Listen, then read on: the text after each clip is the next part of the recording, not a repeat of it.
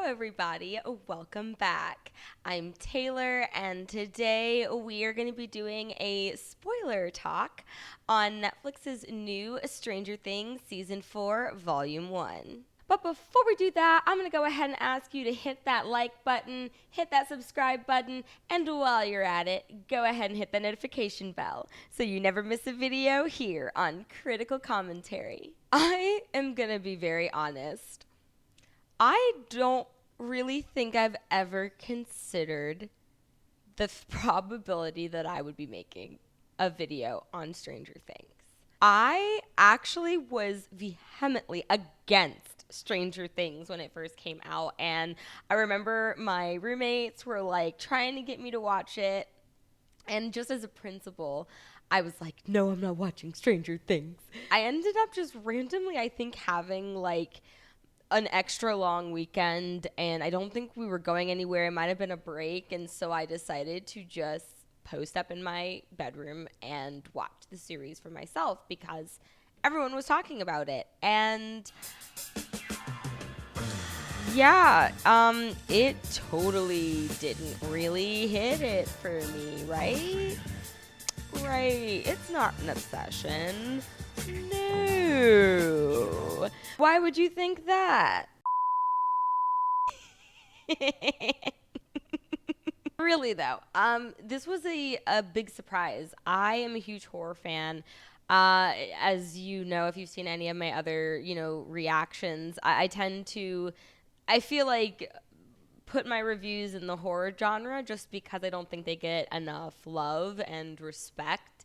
And this season definitely hit a nerve for me, but in a good way. And I felt like because of that, I just really wanted to talk about it. And because it is Stranger Things and because it's on Netflix, I decided that I would do a spoiler talk because one, I haven't done one in a really long time. I've been doing a lot of why you should be watching it styled videos.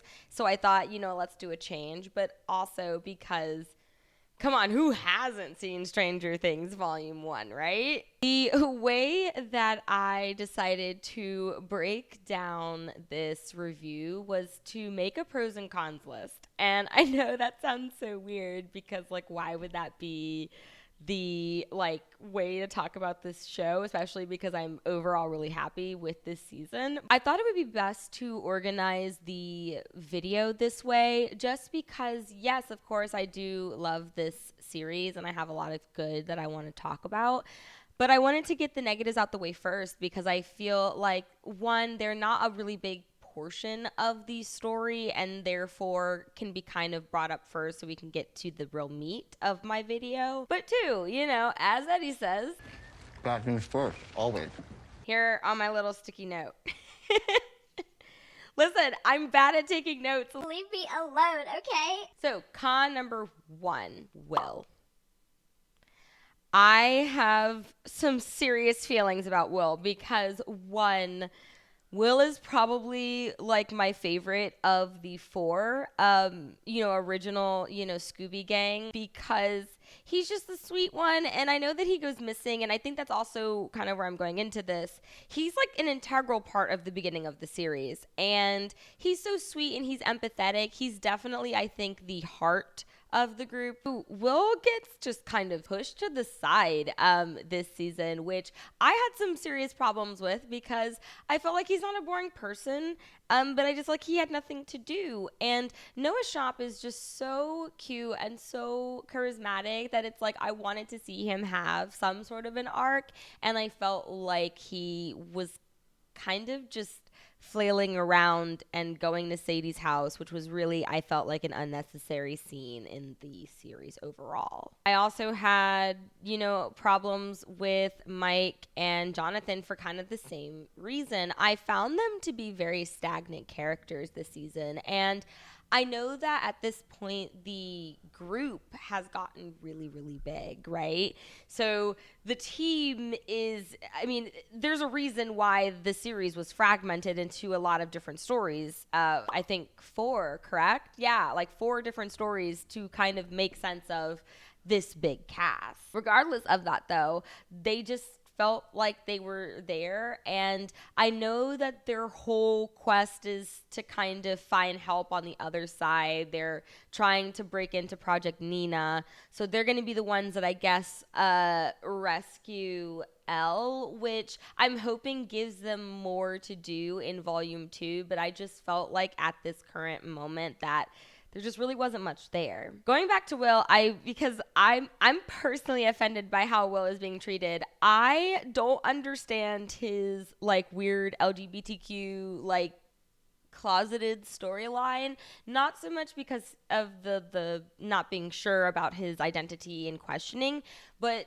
so much because it's like specifically towards Mike, it seems. And what doesn't really make sense is because like everybody knows that Mike and Al are dating, so it doesn't feel like it's even really being held in a respectful light because it's just trying to make Will a homewrecker. You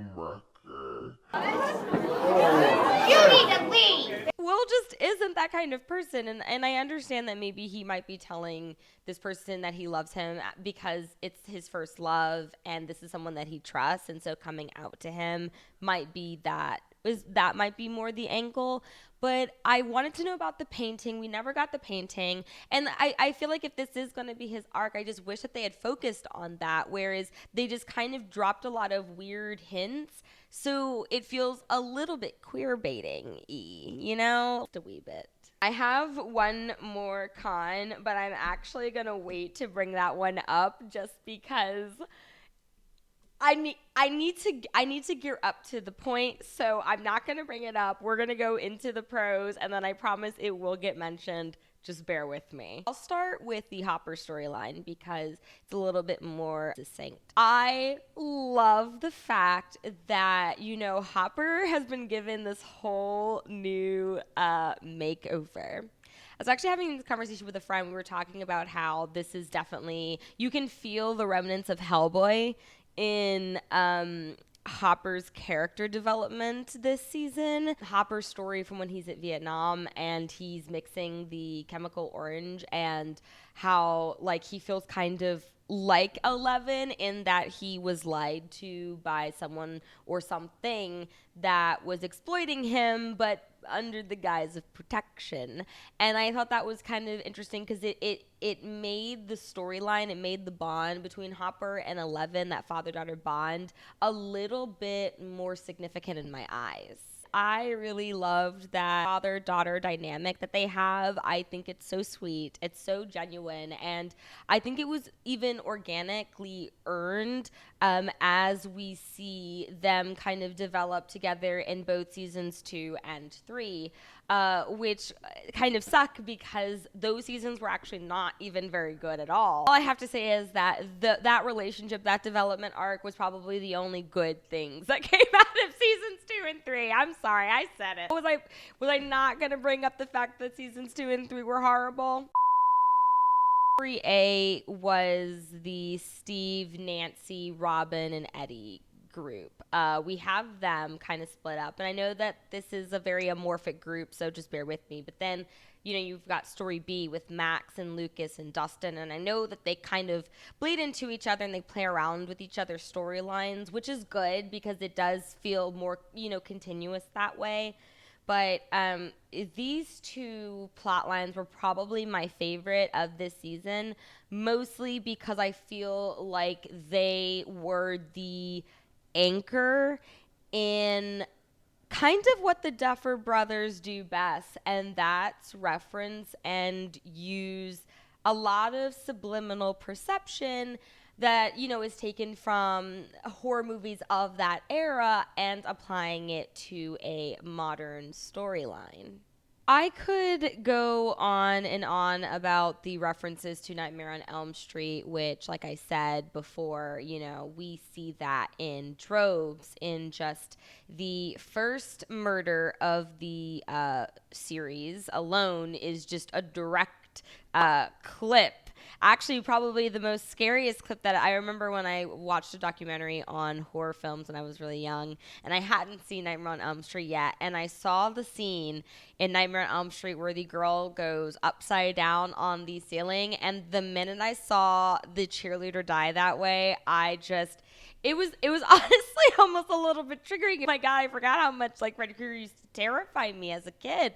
So it almost made me feel kind of young in a way. It brought back a lot of nostalgia, and I know that that's what the Duffer Brothers do well. They bring back that nostalgia feel by referencing these movies. And yes, there were aspects of the Evil Dead that I noticed in there, especially with the upside down stuff. But one thing that I guess is not technically 80s in terms of horror was their reference to The Ring in how long it takes people to die. They never really like talked about that enough, but they did kind of I noticed that Max in episode 4, Dear Billy, which was my favorite episode of the season, she brought up that like people lived about a week or so, and I know that that is one of the biggest rules of The Ring, and I was curious to know, especially once we get to the twist later, like what would happen if someone lived 11 days. You feel what I'm dropping? You picking up what I'm dishing out? Oh God, this light. I hate this light. I've been trying to figure it out. I apologize. We're just going to have to tolerate it. Going into what I was talking about with episode 4, Dare Billy. So I wanted to make a note and just comment on some of my biggest or my most favorite standouts of the season so far. Obviously, I said before that Will, Mike, and Jonathan were not doing it for me. But you want to know who was doing it for me? Sadie Sink. Sadie Sink. I was excited to see her when she appeared in the second installment of Fear Street. I don't know. She's starting to give me like just Scream Queen vibe. She's definitely becoming, I think, iconic in regards to the horror genre. And I think that you could put Sadie Sink up there with Jenny Ortega in regards to just burgeoning actresses that are going to really make something of themselves, hopefully, in the horror genre. And yeah, episode 4 was just like my favorite. And she was a big standout because of that. Another big standout was obviously Nancy. Nancy just continues to be the GOAT of the season. I think it's because she is the only responsible adult. Even between Hopper and Joyce and Mary, like she's the only person that I really want to be on my team if I had to go in the Upside Down. They kind of gave her final girl energy this season as well, especially with the moment where she is transported into Vecna's reality. Like I said before, stories A and B, while, delving into the supernatural aspect of the story, does still serve as our anchor. And where our anchor in reality has something to do with a historical and cultural history that I think the Duffer Brothers brought in a way that was handled well, but I think still doesn't fully encapsulate that era as a whole. The 80s was a time of, I think, fragmentation, in that there was a secular world, of course, but there was also a deeply religious part of the world that was starting to become infamous and therefore significant yet deadly. Because the 70s brought a bunch of serial killers like Ted Bundy and the Night Stalker into our midst, which I think actually the Night Stalker was closer into the 80s, there was a lot of fear, amongst suburban middle class families who felt like their children were in danger. A lot of this fear started being projected towards games like Dungeons and Dragons, which, if anyone's ever played Dungeons and Dragons, it's make-believe. It's fun. It's a way for you to connect with your friends and, build camaraderie in the realm where you also fight dragons and save princesses. What's wrong with that? But I think that during this time, because there was the AIDS epidemic, there was so much happening, people were healing from a lot of pain, and a lot of people felt like that pain was the result of debaucherous behavior, which was being fueled by games of this nature. It's the same thing that you hear about people attributing, active shooters with video games like Call of Duty and BioShock and Halo. I don't plan on getting into the, historical culture aspects of this. I just felt like it was worth mentioning because of recent events and because I would need to do a lot more research to, present an argument that heavy. I've chosen not to go further than where I'm at now on that ledge, but I did feel like it was worth bringing up because I do think that it was a really authentic aspect of the story. And, while I hated a lot of the stoner jokes with Argyle and that kind of thing, I think that this aspect of the era was really well done, and I just wanted to bring that up. Dustin and Lucas had some pretty good storylines. I do think that they were kind of like Will and Mike sidelined a bit for the newer characters to be developed more. And I don't really have a problem with that, but I do think that, they are the original core of the story. And I hope that we don't actually lose them in the next, I know that volume 2 is going to be split into 2 episodes technically, but I just hope that we don't lose them to that. I hope that they don't get wrapped up in everybody else's storyline, that they kind of don't really have something of their own. But I did like Lucas going into the popular group. I felt like that was so 80s of him to kind of want to be popular and to try to change, where he is. And I think that, giving him the basketball team storyline and working with the mob gave us a little bit of a way in without having to keep us there, because I was worried that Lucas was going to just snitch on everybody, and I was like, please don't make Lucas the snitch. Please don't. But he wasn't, and I'm glad that it ended up being that way. Dustin also, I think, is starting to evaluate his relationship with Steve, which I think is really interesting. I hope that gets explored a little bit more because they do have a really deep connection, and I don't really see that connection anywhere else with anyone else in the friend group. And I know that Steve is feeling stagnant, and I know that he feels like his relationship with Dustin is mostly as a babysitter. But I'm glad that we circled into this. I don't think that his stagnation is a good reason for him to end up with Nancy. Hear me out, okay? These are amazing characters, right? She's mom, he's dad. I get that. I see all of the shipping. Don't look at me like I am not empathetic to your cause. I feel like where she and Jonathan were just a better couple was because they were looking in the same direction. They had very similar goals. Hold up. I see the fingers.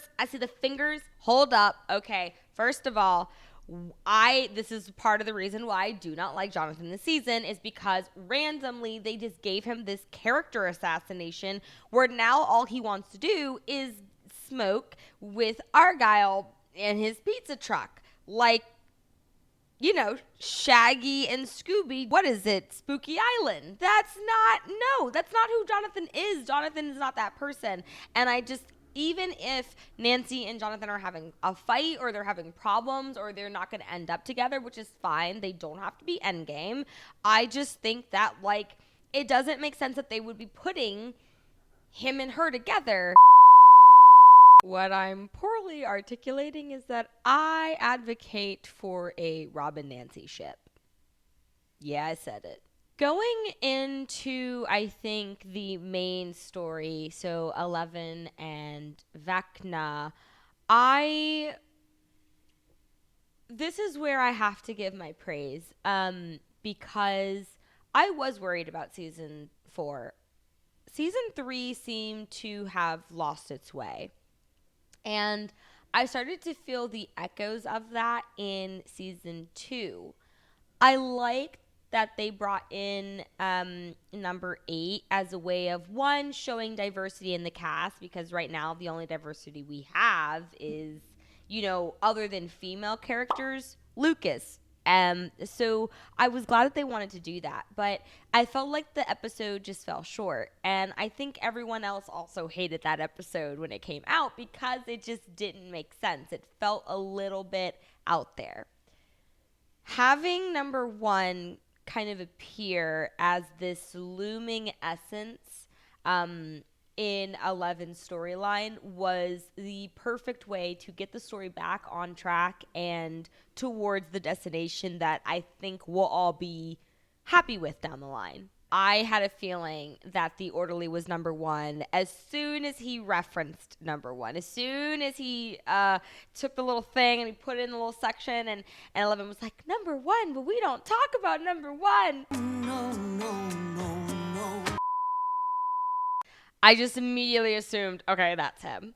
And then I ended up kind of feeling like maybe Vecna was the Creel's son, because they did reference the fact that the boy never died in the house. He went into a coma, which is what Victor says when Nancy and Robin are talking to him at the asylum, that he went into a coma and then he died.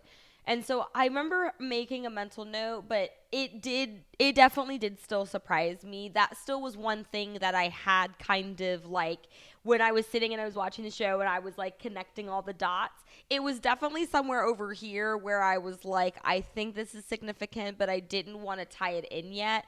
And I'm kind of mad that I didn't, because I think I would have been 100% like on the money, but I also am kind of glad that I didn't, because I think it would have made the story a lot more boring if I'd guessed everything like immediately on. So I liked that. I did like the kind of idea that their relationship, him betraying her, kind of being a really big source of her trauma, which I don't think was brought up enough in the series. And I think that's mostly because, again, this is only the first volume. We still have 2 episodes left. So I think that might have been why we see her reaction to that bully in California, see that immediate jump to outright violence. I wonder if, eventually when Vecna comes for 11, if he's going to use that as the catalyst for breaking her down emotionally. As we know, Vecna taunts his prey, kind of like Freddy Krueger. He invades your dreams. He looks at where your weaknesses are and he plays them back to you. He makes you feel vulnerable by your own life. And I always found that to be a really significant aspect of the Freddy Krueger archetype. Growing up, when I started watching horror, one of the biggest people that scared me, like I said before, was Freddy Krueger. I think mostly because you couldn't hide from your deepest and darkest thoughts. Vecna really shines a light to that, which I find to be Thanos-y in that he is the sympathetic villain. But I think he's done in a way that still is good. All the edgelords out there are gonna be like, yeah, humanity's bad, nihilism. Yeah, I understand that aspect, but I also think that nihilism is taken always in the pessimistic view and never in the optimistic. It's never truly explored in the sense that because nothing exists, it is you who makes things matter. It is your job to be the change that you wish to see in the world. Vecna is a good villain because he has this like Joker-esque aspect. He's also tied into the guilt. It keeps him from getting a little bit too stereotypical as a villain and as a antagonistic force. All in all, I'm really excited to see what happens in Volume 2. I think that I have rambled long enough with this video, but it's mostly because like I said before, I really wasn't sure about this season. I was really nervous that this was not going to be a good season, and I'm really glad that I can eat my words right now because I felt like they were able to take the time of, COVID and whatnot to really go back to where they gained notoriety and fame. It was through that grassroots mentality that they were able to give us a cinematic show like season 1. And, even looking at the seasons as a whole, I'm going to say that, if I were to ever rewatch the show, I would watch only 1 and 4. I wouldn't even waste my time watching 3. And if I was feeling a little bit generous, I would maybe go into season 2 just to watch Will's arc a little bit more. But I feel like this has been a huge turnaround. I'm glad that they are getting close to ending. I think that the story needs to hit a conclusion. So, what did you think about volume 1 of season 4 of Stranger Things? Did you enjoy it like me? Did you find, there to be some cons that you just really couldn't forgive? Or did you think that, maybe I'm just nitpicking and maybe I need to get over myself? If so, I'm curious to know what your thoughts are and to make sure to leave those comments for me down below. Also, make sure to follow me on Twitter and Instagram at CriticalCom with 2MsTV. And don't forget to like, subscribe, and hit the notification bell. Bye, guys.